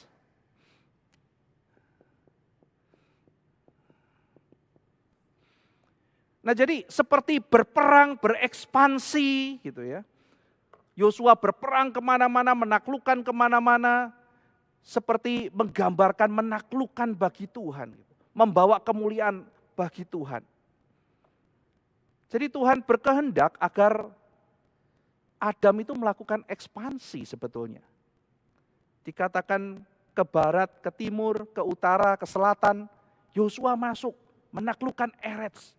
Berekspansi ke utara, ke selatan, ke barat, ke timur. Tuhan menginginkan agar Adam menaklukkan bumi, berekspansi.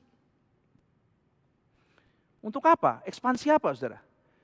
Ekspansinya adalah ekspansi Eden. Ekspansi Eden. Nah, saudara, tema ini akan kita bahas besok ya, ketika kita membahas tabernakel. Ekspansi Eden. Tuhan mempercayakan Eden, ekspansi Eden. Menaklukkan bumi dengan memperluas Eden. Eden menjadi begitu luas, nanti ada ayat yang menceritakan itu. Bagaimana ada kemah Allah yang ke seluruh bumi, ada ekspansi besar-besaran. Dan apa artinya itu? Menaklukkan bumi. Apa artinya ekspansi Eden? Bahwa suasana Eden, the presence of God. God dwelling place, Tuhan yang hadir di tengah-tengah dunia. Menaklukkan bumi adalah membawa suasana dan kehidupan Eden. Kehidupan di hadapan Allah ke seluruh bumi. Itu menaklukkan bumi. Saudara tinggal di kantor, ekspansi Eden ke sana, suasana kehidupan, nilai-nilai di hadapan Allah. Saudara bawa ke sana. Saudara di dalam rumah tangga, ekspansi Eden.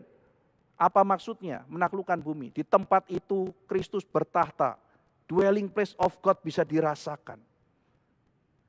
Relasi manusia dan Tuhan. Hadirnya kerajaan Allah.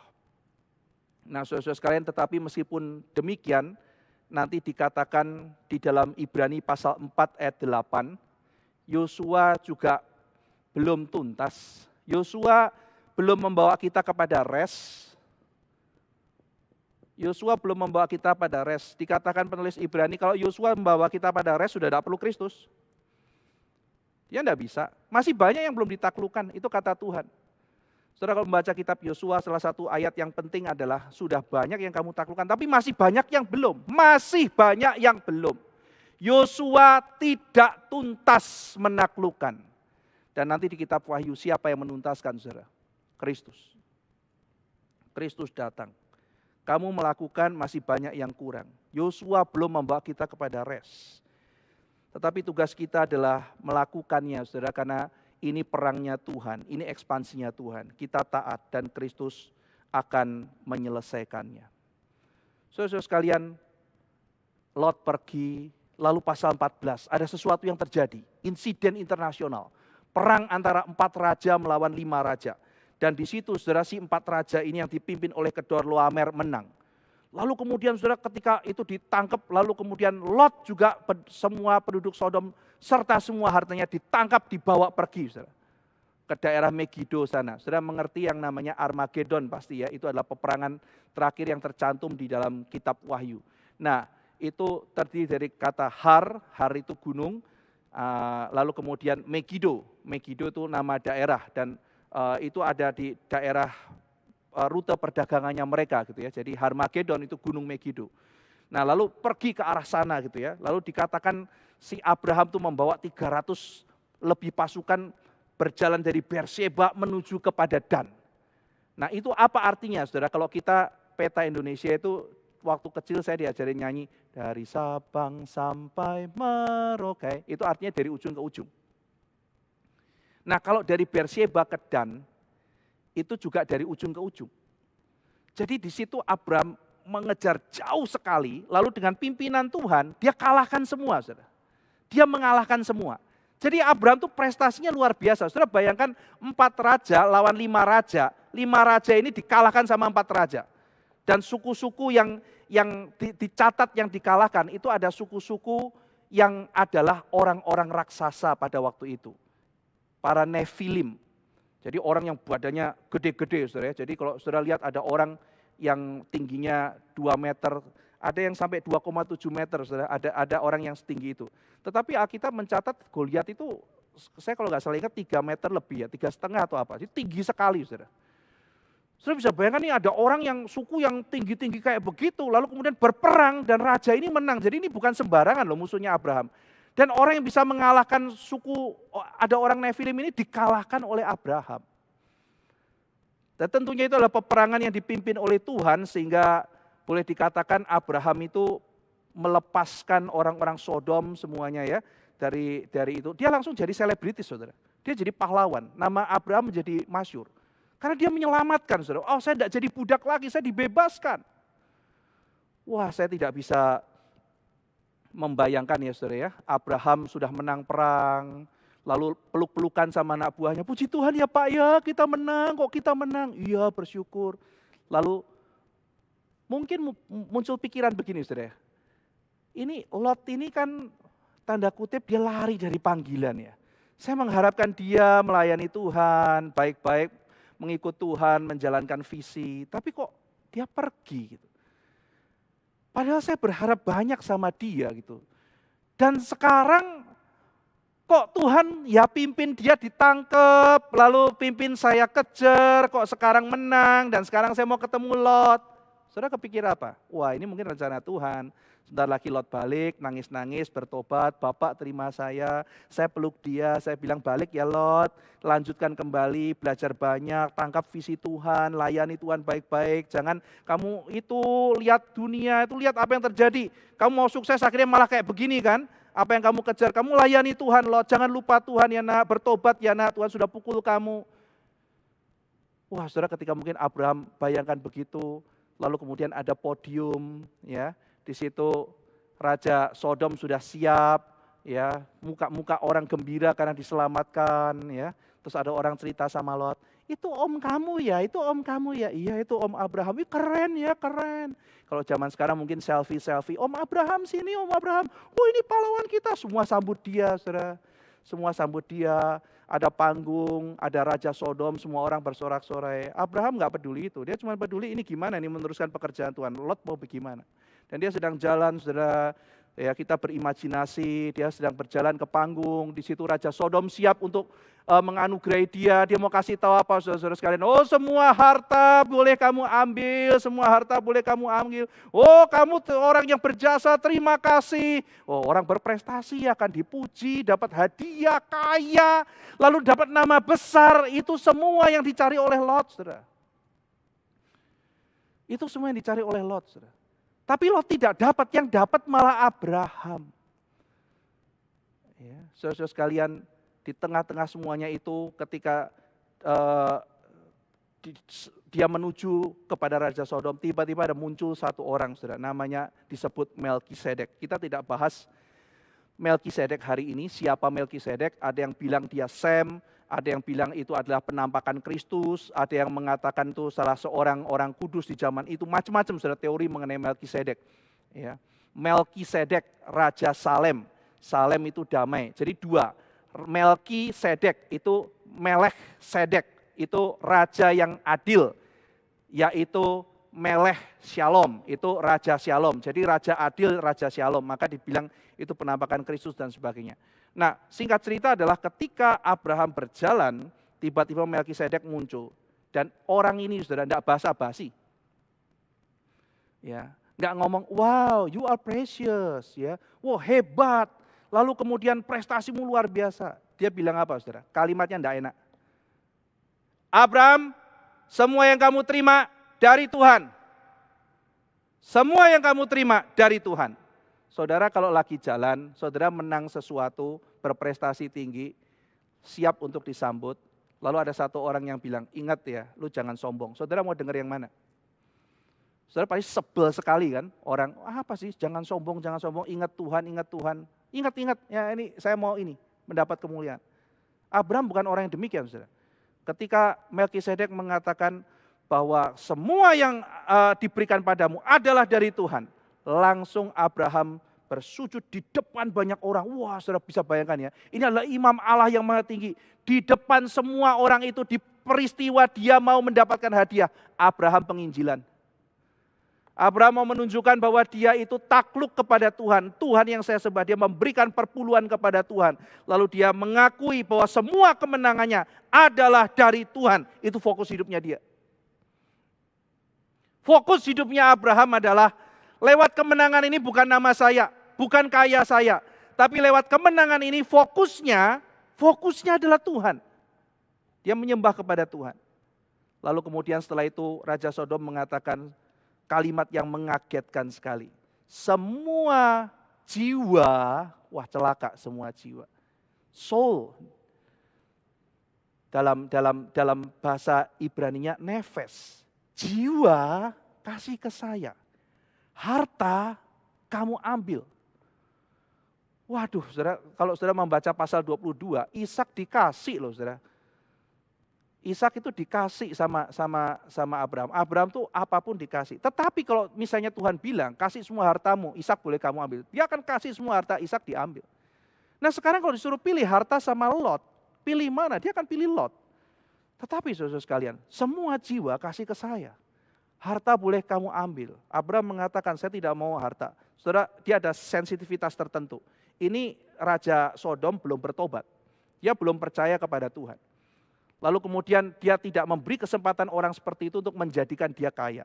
Maka di situ dia mengatakan, enggak, ya, saya enggak akan ambil apapun. Saya tidak izinkan kamu, orang mengatakan saya kaya gara-gara kamu. Lalu kemudian setelah itu, di situ saudara, di situ dia sekali lagi menyaksikan Lot meninggalkan dia. Lot tidak balik. Di sini Abraham aktif dan pasif. Abraham bukannya pasif ketika Lot ditawan. Abraham aktif. Tetapi kenapa di sini pasif? Saya percaya saudara, Abraham sangat sensitif pada pimpinan Tuhan. Dia mau melihat Lot tuh hatinya seperti apa. Dia balik, dia bertobat. Atau dia pulang lagi ke sana. Dan ketika Lot pulang ke sana, Abraham tidak mencegah. Lot pergi. Nah saudara, di tengah-tengah kesedihan itu, maka pasal 15, ketika Tuhan muncul menghibur, di situ Abraham mencurahkan isi hatinya kepada Tuhan. Ketika Tuhan mengatakan, Abraham janganlah takut, akulah perisaimu. Jadi begitu Lot pergi, jangan takut Abraham, akulah perisaimu, upahmu sangat besar. Ayat 2 Abraham mengatakan, ya Tuhan Allah, apakah yang akan kau berikan padaku, karena aku akan meninggal dan tidak mempunyai anak. Dan yang akan mewarisi rumahku ialah Eliezer, orang Damsyik itu. Tuhan tidak menjawab. Tuhan tidak menjawab. Setelah jeda, lagi kata Abraham, engkau tidak memberikan kepadaku keturunan sehingga seorang hambaku nanti menjadi ahli warisku. Baru kemudian ayat 4, datanglah firman Tuhan kepadanya.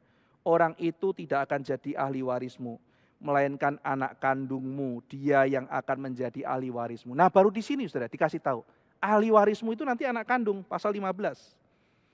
Ayat 5, lalu Tuhan membawa Abraham keluar berfirman, coba lihat ke langit, hitunglah bintang-bintang jika engkau dapat menghitungnya. Ayat ke-6, lalu percayalah Abraham kepada Tuhan dan Tuhan memperhitungkan hal itu sebagai kebenaran. Lalu firman Tuhan kepadanya, akulah Tuhan yang membawa engkau keluar dari Ur Kasdim, memberikan negeri ini kepadamu menjadi milikmu. Kata Abraham, ya Tuhan Allah, dari manakah aku tahu bahwa aku akan memilikinya? Lalu mulailah terjadi covenant. Saudara, di situ Tuhan melalui mimpi, ya, di situ dia melihat bahwa pada waktu itu kan Abraham disuruh memotong, ya, membuat jalan darah. Jadi binatang itu disuruh potong 2. Ini adat waktu itu, saudara, ya. Jadi misalnya ini binatang dipotong 2 begitu, dibelah 2. Lalu ini ada binatang lagi lebih kecil mungkin dibelah 2. Ini kan darah, saudara, ya, darah. Ini binatang dibelah 2. Kalau orang bikin janji waktu itu kan belum ada materai, belum ada apa. Cara bikin perjanjiannya begini saudara ya. Binatang dibelah 2, terus ini ada jalan darah. Lalu orang yang berjanji, 2 orang itu ya, tanpa atas gitu ya. Sama-sama jalan lewat sini saudara. Lalu dia semacam kayak berjanji gitu, aku akan menepati perjanjianku. Kalau aku tidak menepati perjanjian, maka biarlah Tuhan aku dikoyak seperti binatang ini. Jadi begitu sudah dibelah saudara ya, Abraham tahu, waduh ini covenant ini perjanjian, mati saya. Tuhan kasih saya 2 kan perintah janji, yaitu tanah sama anak. Nah kalau saya disuruh berjalan lalu bilang, Tuhan aku berjanji aku akan mempersembahkan tanah ini, Tuhan aku berjanji akan memberikan kepadamu keturunan, mati aku kalau aku gak bisa menjalankannya, aku akan dibelah seperti binatang ini. Saudara, dan Alkitab mencatat pada waktu itu setelah malam, yang lewat di sini bukan Abram, yang lewat di sini adalah Tuhan dalam bentuk api yang menyala. Apa artinya saudara-saudara sekalian? Artinya Tuhan mau mengatakan, Abram, bukan engkau yang berjanji, aku Tuhan berjanji akan memberikan keturunan kepadamu, akan memberikan tanah kepadamu, dan aku berjanji kepadamu lewat di sini. Seolah-olah Tuhan mau mengatakan apa saudara? Kalau aku tidak menepatinya, biar aku terbelah. Tidak mungkin Tuhan tidak tepati janji, saudara. Jadi bukan Abraham yang disuruh lewat, saudara. Yang disuruh lewat adalah bukan Abraham, tetapi Tuhan sendiri melewati itu. Tuhan berjanji kepada Abraham. Dan disitulah nanti Tuhan membukakan rahasia bahwa keturunan Abraham akan menjadi budak selama 400 tahun, lalu kemudian dikeluarkan dan sebagainya. Ini pasal yang ke-15. Nah, saudara, yang terakhir saya akan tutup dengan membahas pasal 18. Jadi disinilah Abraham sudah mulai mengerti bahwa dia tidak lagi berharap kepada Lot, bahwa dia akan mendapatkan keturunan melalui dia, ya, melalui benihnya dia, keturunan kandungnya dia. Lalu masuk ke pasal 18, saudara. Jadi setelah pasal 17 itu mengenai sunat, setelah Abraham itu disunat, perjanjian itu dikukuhkan dengan sunat, pasal 18 itu Tuhan menampakkan diri kepada Abraham, ya, dengan wujud 3 orang yang menjumpai Abraham. Ini penampakan Tuhan, ya, teofani. Nah, yang menarik saudara-saudara sekalian, di pasal 18 itu Abraham itu lari menyambut. Dia lari menyambut, padahal kan dia habis sunat, saudara. Jadi bayangkan orang tua hampir 100 tahun habis sunat lari-lari nyambut orang. Itu memalukan bagi zaman itu. Nah, apa yang mau dinyatakan ini? Hospitality. Jadi pasal 18 ini bicara mengenai keramahan Abraham. Ketulusannya dia untuk menyambut orang di luar itu untuk masuk ke dalam. Lalu kemudian dia sambut orang itu, ya, dia bilang, yuk sudilah untuk berkunjung ke tempat saya. Lalu kemudian di situ dia cepat-cepat ketemu Sarah di ayat 6. Lalu Abraham pergi ke kemah mendapatkan Sarah, berkata, segera ambil 3 sukat tepung terbaik, remas buat roti, 3 sukat tepung.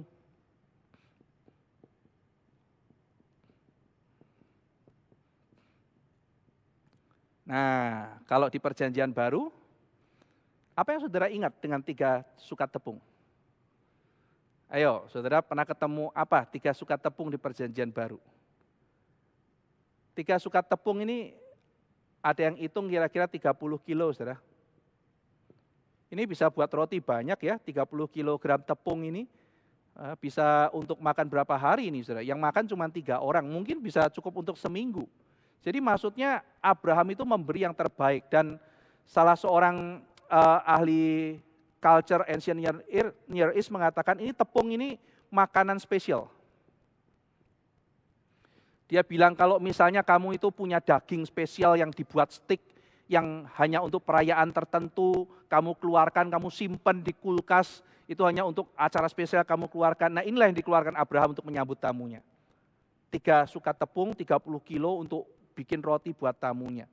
Nah, saudara, dalam perjanjian baru, Yesus mengatakan hal kerajaan surga seperti ragi yang dicampur di 3 sukat tepung. Simple, singkat. Tapi mengingatkan kita akan apa? Mengingatkan pembaca waktu itu akan apa? Mereka tentu saja sudah sangat ngerti Abraham. Saudara. Langsung mereka ingat Kejadian 18. 3 sukat tepung. Apa maksudnya, saudara? Kerajaan surga seperti ragi yang dicampur di 3 sukat tepung. Ini kembali ke Abraham. Maksudnya, saudara, ragi itu pengaruh yang tidak kelihatan. Kuasa Injil itu masuk mempengaruhi 3 sukat tepung. Sesuatu yang banyak sekali. Itu dipengaruhi oleh sesuatu kekuatan yang tidak kelihatan. Itulah pengaruh Injil. Influence, saudara. Bicara pengaruh.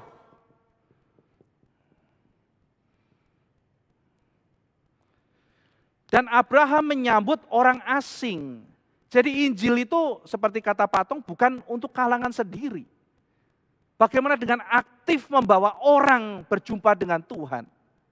Nah, jadi saudara-saudara sekalian, ini di dalam pasal 18 ketika Abraham menyambut sudah terimplisit bahwa penginjilan, pemberitaan mengenai firman itu adalah untuk segala bangsa. Nanti di dalam hal mengenai perumpamaan kerajaan surga jelas sekali di dalam pengajaran Tuhan Yesus. Nah, kemudian setelah kejadian itu, saudara, pasal 18 mulai ayat 16, ketika orang penampakan dari Tuhan itu mau pergi ke Sodom, di situ Tuhan berkata, ya, berpikirlah Tuhan, apakah aku akan menyembunyikan kepada Abraham apa yang hendak kulakukan ini? Bukankah sesungguhnya Abraham akan menjadi bangsa yang besar serta berkuasa, dan oleh dia segala bangsa di atas bumi akan mendapat berkat. Sebab aku telah memilih dia, supaya diperintahkannya kepada anak-anaknya dan kepada keturunannya, supaya tetap hidup menurut jalan yang ditunjukkan Tuhan, dengan melakukan kebenaran dan keadilan, dan supaya Tuhan memenuhi kepada Abraham apa yang dijanjikan kepadanya. Jadi Tuhan sekarang menunjukkan dirinya sebagai seorang teman. Aku mau sharing kepada Abraham. Nah, saudara sekalian, dan yang menarik adalah di sini dikatakan Abraham itu adalah orang yang diperintahkan Tuhan untuk menceritakan, ya, untuk memerintahkan anak-anaknya hidup menurut derek Yahweh, jalan Tuhan. Memerintahkan anak-anaknya untuk melakukan kebenaran dan keadilan. Jadi tadi kita sudah bicara pasal 18 awal mengenai influence, pengaruh. Dan kemudian sekarang dikatakan aku mau cerita sama Abraham nih mengenai Sodom. Kenapa? Karena aku kan perintahkan dia untuk memberikan influence. Untuk memerintahkan kepada generasi selanjutnya dia untuk hidup di dalam jalannya Tuhan dengan melakukan kebenaran dan keadilan. Ini adalah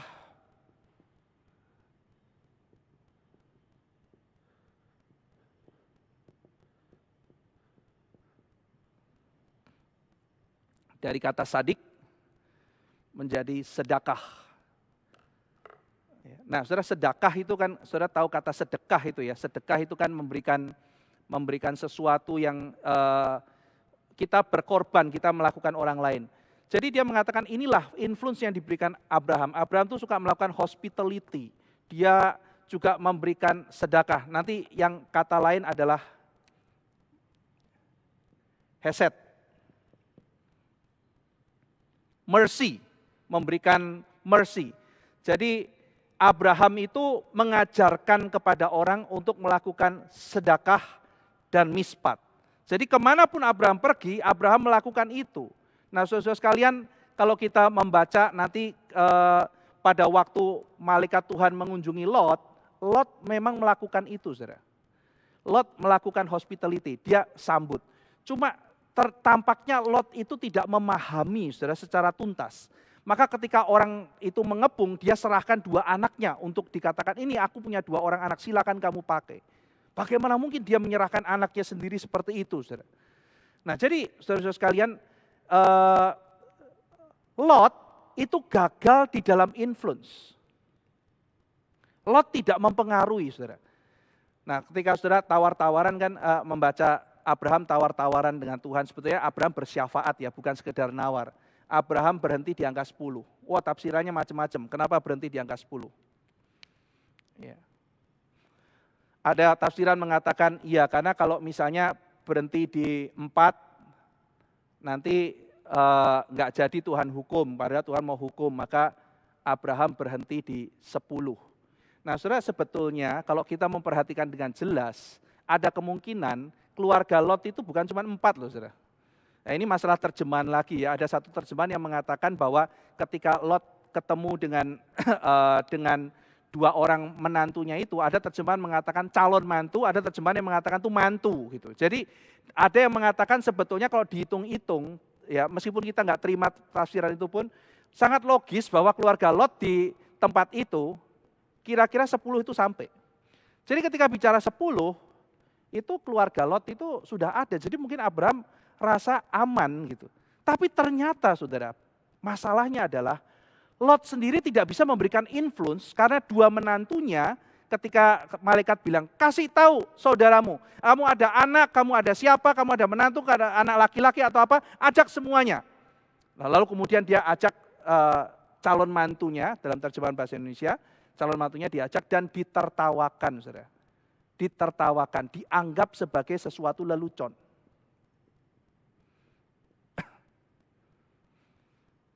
Tuhan kebenarannya ditertawakan, bukankah itu yang sering terjadi? Kebenaran Tuhan ditertawakan sebagai sesuatu lelucon. Lot gagal mempengaruhi keluarganya sendiri. Bahkan bukan hanya kepada orang luar, istrinya sendiri pun demikian terikat pada harta. Karena Lot sendiri juga mencintai harta. Lot orang benar, saudara. Dia orang Kristen, dikatakan di Petrus, dia tuh setiap hari, setiap malam gak bisa tidur melihat kebejatan kota itu. Ini kota yang bejat. Tetapi Lot tidak melakukan apa-apa. Selain dia meratap, selain dia merasa ini tidak beres, Lot tidak melakukan apa-apa. Karena bagaimanapun juga hatinya terikat pada harta. Istrinya juga tidak bisa lepas dari harta. Dia menengok ke belakang, ingat istri Lot. Tidak bisa meninggalkan hidupnya yang lama. Anak-anaknya, saudara-saudara sekalian, itu keluar. Sodom dan Gomora boleh hancur. Tetapi Sodom dan Gomora terpatri di hati anak-anak Lot. Itu yang celaka. Apa bedanya dengan Abraham? Kemanapun Abraham pergi, mezbah, tenda. Di hati Abraham, Tuhan, Tuhan, Tuhan. Kehendaknya, kalau ada kesempatan, pikirkan pekerjaan Tuhan. Ada uang, pekerjaan Tuhan. Ada kesempatan, pekerjaan Tuhan. Ada prestasi besar, muliakan Tuhan. Apapun pokoknya dalam otak Abraham bisa memuliakan Tuhan, bisa menggenapi rencana Tuhan. Sedikit pun tidak apa-apa, mau bayar mahal tidak apa-apa, yang penting pekerjaan Tuhan. Apa yang dilakukan oleh Lot? Saudara teringat peristiwa ketika Abraham mau membeli kuburan. Itu kesempatan terakhir, saudara. Bukankah tanah ini akan diberikan kepada dia dan keturunannya, tapi belum ada kesempatan. Waktu istrinya mati, Abraham berkata bahwa istrinya akan dikuburkan di tanah itu. Wah, itu kelompatan iman, saudara. Bahkan istrinya mati, dia mau menyaksikan iman, yaitu apa? Tidak pulang ke Ur, tidak. Loh, dia kampungnya Ur, saudara. Orang kalau meninggal pulang kampung itu wajar. Kampungnya di mana dikuburkan di situ. Abraham mau menguburkan istrinya di tanah asing karena dia tahu itu tanah miliknya siapa. Tuhan memberikan pada dia meskipun belum jadi miliknya. Itu pernyataan iman. Bahkan mati pun mau bersaksi. Istri meninggal dia mau menyaksikan kemuliaan Tuhan. Beda sekali dengan Lot. Maka di situ dia bilang, aku naksir buah Mahpela. Tolong dong, saya mau beli. Oh enggak, saya kasih aja. Itu tempat saya taksir. Siapa yang punya, saya mau beli. Oh itu punya Efron, punya Efron. Lalu kemudian ada satu orang yang dibilang sebagai pemilik tanah, namanya adalah Efron, maka kemudian di situ Efron keluar. Lalu Abraham bilang, saya mau beli. Oh orang kayak kamu itu, saya mau kasih, saya begitu menghormati, saya kasih. Saudara-saudara sekalian, masalahnya Abraham bukan cuma mau buat dia mau wariskan ke anak cucunya. Dia mau beli, bukan cuma mau dikasih. Dikasih dia bisa digusur kapanpun kalau enggak mau. Dia mau wariskan itu ke anak cucunya. Dia bilang, saya mau beli. Efron bilang, tanah murah kayak begini. Coba kasih harga, saya mau beli. Tanah murah, cuma 400 shikal kok. Kurang ajar, saudara ya. 400 shikal, murah. Saya kasih aja buat kamu. Ini Efron, beberapa penafsir mengatakan ngemplang, saudara. Dia mencurangi Abraham. Kenapa dia mencurangi Abraham? Karena sebetulnya kalau kita lihat, waktu Yeremia membayar tanah itu cuma 17 shikal perak untuk kuburan. Lalu kemudian ketika Daud mau memberikan persembahan, dia membeli sebidang tanah termasuk dengan lembu-lembunya itu 50 shikal perak, 50 Daud, saudara. Sekarang Abraham mau beli 400 shikal, mahal, saudara. Mahal sekali. Tetapi tidak ditawar. Saudara juga bisa bayangkan berapa kayanya Abraham. Berapa Efron? 400 shikal perak. Bayar. Tidak ditawar. Harganya mengerikan sekali. Dia ambil untung luar biasa. Dia mau menipu Abraham. Tetapi Abraham tidak peduli. Kenapa? Uang berapapun sekarang ada kesempatan terakhir sebelum saya mati. Berapapun saya bayar untuk apa? Mengerjakan panggilan saya seumur hidup. Memiliki tanah ini. Dia bayar. Itu Abraham, saudara-saudara sekalian. Saya punya janji di depan Tuhan, saya punya panggilan. Saya akan kerjakan panggilan Tuhan sampai selesai. Berapapun saya bayar. Bukan berapapun saya punya untuk saya. Berapapun kalau perlu saya bayar untuk menunaikan tugas saya. Maka dia dipakai oleh Tuhan. Influence. Kalau kota Sodom dan Gomora, setiap orang Kristen memberikan influence, apa yang terjadi, saudara? Satu orang satu, mulai dari rumah, terus memberikan pengaruh. Orang hidup di dalam sedekah, melakukan hesed, punya mispat. Maka kota itu akan berubah. Saudara jadi orang Kristen yang seperti apa? Alkitab mengatakan ada Abraham, ada Lot. Lot itu mengerikannya itu orang Kristen, saudara. Orang Kristen yang tidak berbuah. Kecuali dia kaya apa yang dia punya, saudara. Apa yang dia bisa berikan. Abraham kelihatan tidak memiliki apa-apa dalam dunia.